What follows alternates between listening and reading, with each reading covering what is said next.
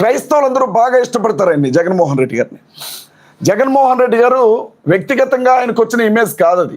రాజశేఖర్ రెడ్డి గారి ఏకైక కొడుకు కావడం, రాజశేఖర్ రెడ్డి గారు దుర్మరణం చెందటం, ఆ విధంగా ఆయన ప్రజల్లో సానుభూతిని తీసుకున్నాడు, వారసత్వాన్ని లెగసీని తీసుకున్నాడు. ఆయన అనేక సార్లు చెప్పాడు, మీరు వినే ఉంటారు, నేను ఒక క్రైస్తవుణ్ణి, నేను బైబిల్ని నమ్ముతాను, నేను 4 గోడల మధ్య ప్రార్థన చేసుకుంటాను, మా అమ్మ ఒక క్రైస్తవురాలు అని అనేక సందర్భాల్లో చెప్పారు.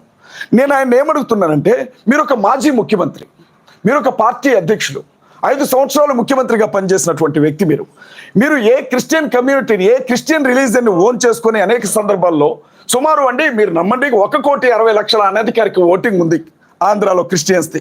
1,60,00,000 అనధికారిక ఓటింగ్. సర్టిఫికెట్స్లో చాలామంది హిందువులుగానే ఉన్నారు, కానీ వాస్తవంగా వాళ్ళు క్రిస్టియన్స్గా ఉంటారు. చాలామంది అనుకుంటారు మాలమాదిగలు మాత్రమే క్రిస్టియన్స్ అనుకుంటారు, అది తప్పండి.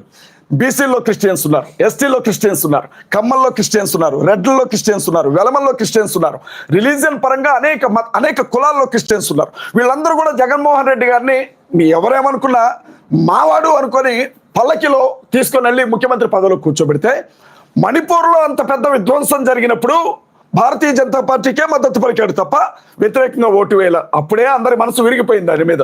కానీ తన సొంత రాష్ట్రంలో ఒక గొప్ప దైవజనుడు అనుమానాస్పద స్థితిలో చనిపోయి ఉంటే నోరు తెరచి ఇది హత్యనా, ఇది యాక్సిడెంట్నా, నా తోటి క్రైస్తవులు, నన్ను గెలిపించిన వారు, నాకు అండగా నిలబడిన వారంతా ఏడుస్తున్నారు, ఏడవడమే తప్ప ఏమీ చేయడం చేతగాని వాళ్ళు, నేను మాట్లాడాలని ఒక్క మాట కూడా జగన్మోహన్ రెడ్డి మాట్లాడలేదండి.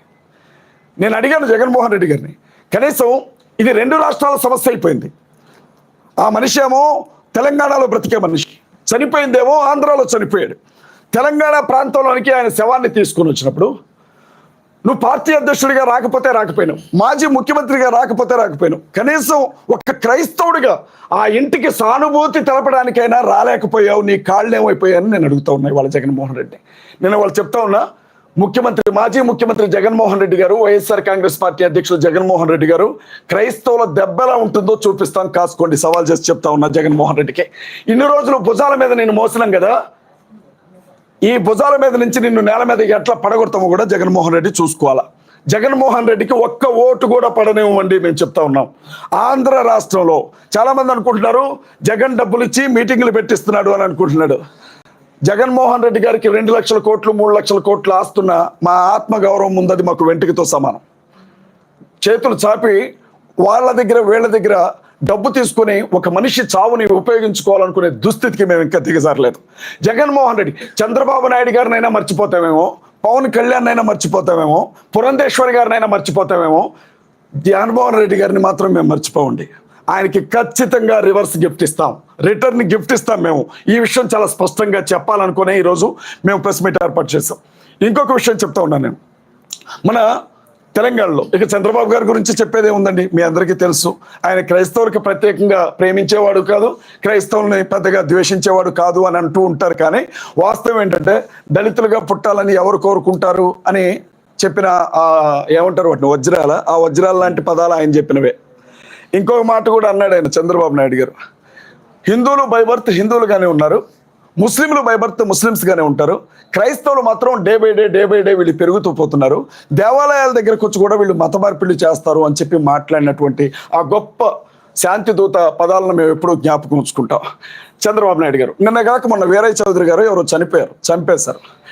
చక్కగా చంద్రబాబు నాయుడు గారు వెళ్ళిపోయి ఆ ర్యాలీలో ముందు నడిచి అటొక ఫోటో ఇటొక ఫోటో పట్టుకొని నడిచిన ఆయన ఎప్పటి వరకు కనీసం ప్రవీణ్ పగడాల గారు చనిపోతే ఆ ఇంటికి మగదిక్కు లేదు, వెళ్ళి ఆ తల్లిని ఒక అన్న స్థానంలోనో తండ్రి స్థానంలోనో నిలబడి 4 ధైర్యం చెప్పే మాటలు చెప్పొద్దామని అనుకోలే.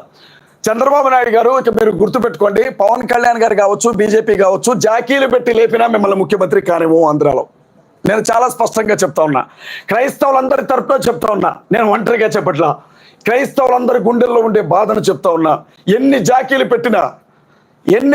పెట్టినా ఎన్ని నినాదాలు చేసినా చంద్రబాబు నాయుడు గారు ఆంధ్ర రాష్ట్రంలో ముఖ్యమంత్రిగా ఉండడం ఇదే చివరిసారి. మీడియా మిత్రులకి మేము చెప్తా ఉన్నాం,